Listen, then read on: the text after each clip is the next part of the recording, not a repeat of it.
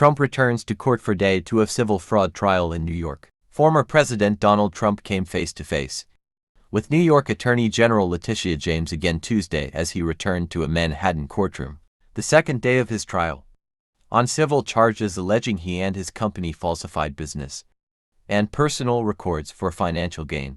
Judge Arthur Engoron has already ruled against Trump and the other co-defendants on one of the charges, finding before the trial that they engaged in business fraud.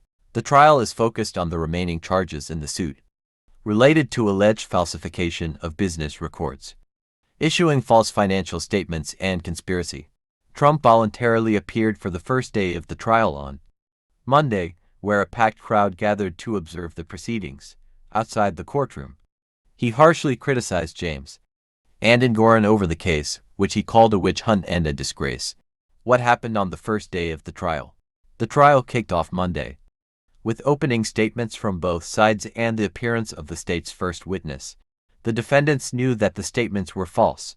They then used them to pursue and obtain financial benefits, Wallace said. He said Trump's personal financial statements used a different accounting standard than the company's statements, and said the defense would call witnesses who can attest to their soundness. Day 2 of the Trump trial. Bender was back on the stand on Tuesday, resuming his year-by-year explanation of the financial records at issue in the case.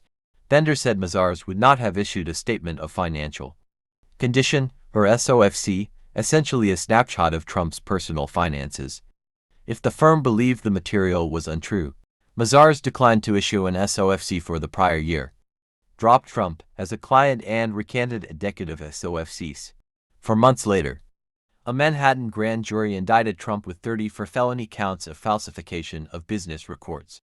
He entered a not guilty plea in the case,